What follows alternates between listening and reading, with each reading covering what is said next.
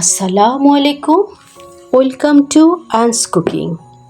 আজকের দৈনন্দিন জীবনে অতিথি আপ্যায়ন মানেই অন্যরকম এক ব্যস্ততা আর আনন্দের মিলন মেলা। আর সেই আপ্যায়নের টেবিলটি যদি একটু রাজকীয় আর জাঁকজমকপূর্ণ না হয় তবে যেন ঠিক মন ভরে না। বিশেষ করে বাড়িতে যখন কোনো প্রিয় মানুষ বা বিশেষ মেহমান আসে তখন তাদের সাধারণ কিছুর বাইরে একটু ইউনিক এবং টেস্টি কিছু খাইয়ে সারপ্রাইজ দিতে আমরা সবাই ভালোবাসি।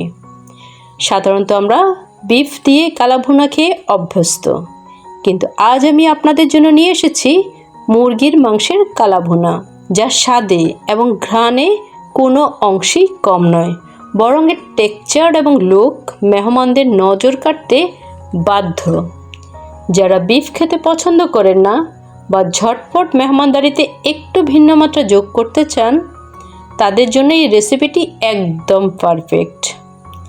মুরগির মাংসে মশলার সেই কালচে ভাব আর ভাজা ভাজা গন্ধটা যখন চমৎকারভাবে মিশে যায় তখন এটি সাদা ভাত, পোলাও কিংবা গরম গরম নান রুটির সাথে জাস্ট অসাধারণ লাগে। তাই দেরি না করে চলুন শুরু করি আজকের এই স্পেশাল রান্নাটি, যা আপনার রান্নাঘরে নিয়ে আসবে উৎসবের আমেজ। মুরগির মাংসের কালাভুনা তৈরি করার জন্য আমি এখানে 1 কেজি হাড়সহ মাংস নিয়েছি এবং খুব ভালো করে ক্লিন করে নিয়েছি। রান্নার শুরুতে আমি চুলায় একটি প্যান বসিয়ে তাতে পর্যাপ্ত পরিমাণে তেল দিয়ে দিচ্ছি। আমি আগে থেকেই মাংসগুলোকে সামান্য হলুদ এবং লবণ দিয়ে মাখিয়ে রেখেছিলাম যেন এর ভেতর অবধি নোনতা স্বাদটা পৌঁছায়। এখন সেই ম্যারিনেট করা মাংসগুলো গরম তেলের মধ্যে দিয়ে দিচ্ছি।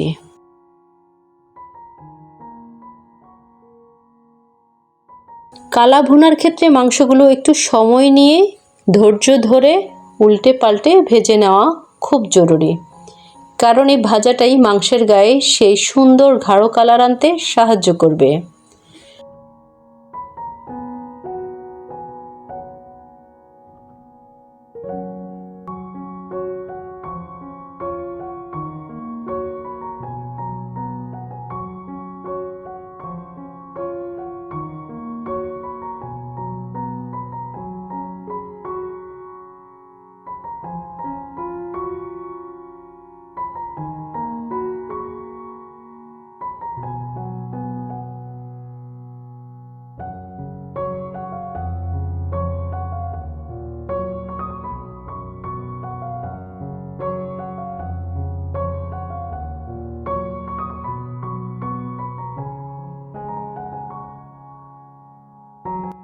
মাংসগুলো ভাজা হয়ে গেলে আমি এর মধ্যে হলুদ এবং লবণ মাখানো আলুর টুকরোগুলো দিয়ে দিচ্ছি।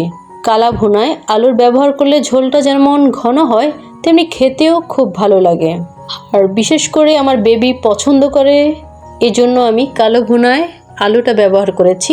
আপনারা চাইলে এটা স্কিপও করতে পারেন। আলুগুলো হালকা লালচে করে ভেজে নামিয়ে নিচ্ছি। এরপর অন্য একটি প্যানে আবারও পর্যাপ্ত তেল দিয়ে তাতে 2 চা চামচ রসুন বাটা ও 2 চা চামচ আদা বাটা দিয়ে দিচ্ছি। এর সাথে ফ্লেভারের জন্য দিচ্ছি কয়েকটি তেজপাতা, 1 টুকরো দারুচিনি আর 4-5টি এলাচ। আদা রসুন আর এই গরম মশলাগুলো তেলের উপর একটু ভেজে নিলে কাঁচা গন্ধটা চলে গিয়ে খুব চমৎকার একটি অ্যারোমা ছড়ায়।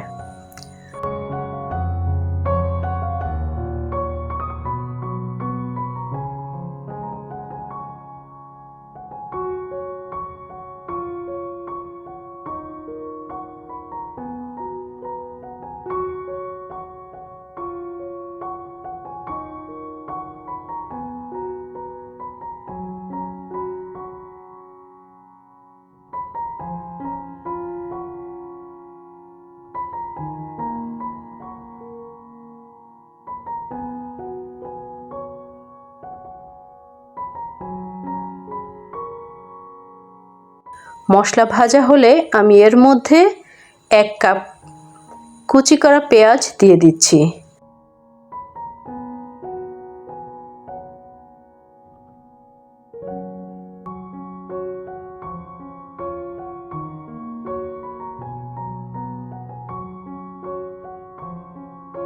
পেঁয়াজটা হালকা নরম হয়ে এলে তাতে 2 চা চামচ হলুদের গুঁড়া, 2 চা চামচ মরিচের গুঁড়া, স্বাদমতো লবণ এবং 1 চা চামচ জিরার গুঁড়া যোগ করছি।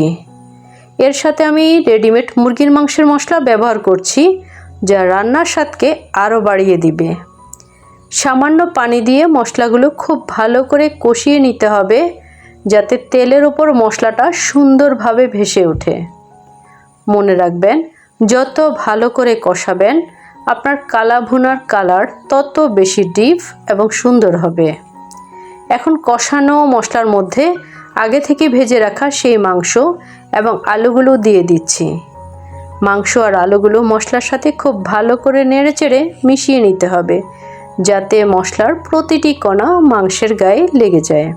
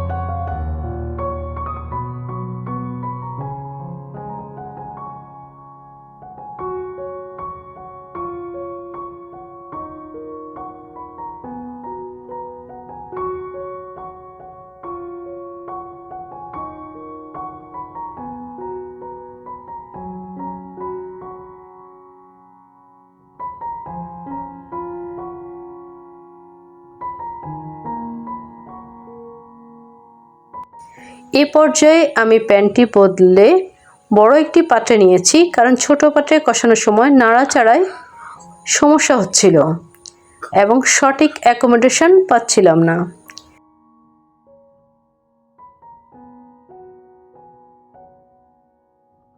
মাংসগুলো কষানো হতে হতে অন্য পাশে আমরা একটি ফোড়ন তৈরি করে নেব, যা কালা ভুনার আসল ম্যাজিক। একটি ছোট প্যানে তেল গরম করে তাতে 4টি শুকনো মরিচ, 2টো তেজপাতা আর সামান্য গোটা জিরা দিয়ে দিচ্ছি। এই ফোড়নটা যখন একদম মচমচে আর কালো হয়ে আসবে, তখন সেই গরম ফোড়নটা সরাসরি রান্না করা মাংসের উপর দিয়ে দিতে হবে। এই ধাপটি করলে মাংসের ফ্লেভার একদম দোকানের কালা ভুনার মতো হয় এবং এর ঘ্রাণ চারদিকে ছড়িয়ে পড়ে।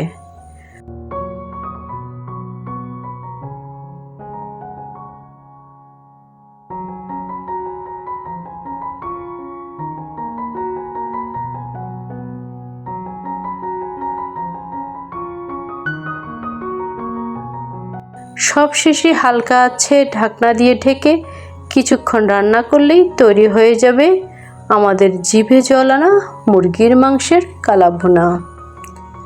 দেখলেন তো কত সহজেই এবং ঘরোয়া কিছু উপকরণ দিয়ে তৈরি হয়ে গেল দারুণ লোভনীয় মুরগির মাংসের কালা ভুনা।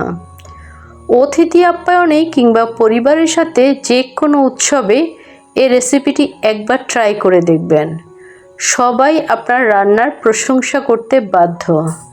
আর আপনি মুরগির মাংস নিলেই এই রেসিপিটি বারবার ট্রাই করবেন।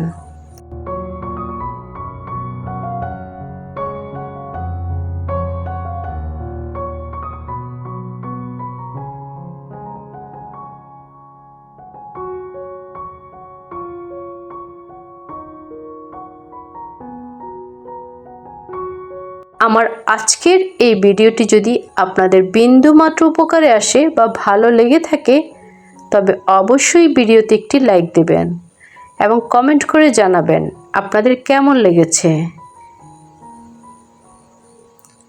আপনাদের এক একটি লাইক আর কমেন্ট আমাকে নতুন নতুন ভিডিও বানাতে অনেক বেশি উৎসাহ দেয় আর আমার চ্যানেলের নিয়মিত দর্শক হতে এবং এরকম আরও সহজ ও মজাদার সব রেসিপি সবার আগে পেতে চ্যানেলটি সাবস্ক্রাইব করে বেল আইকনটি বাজিয়ে দিন।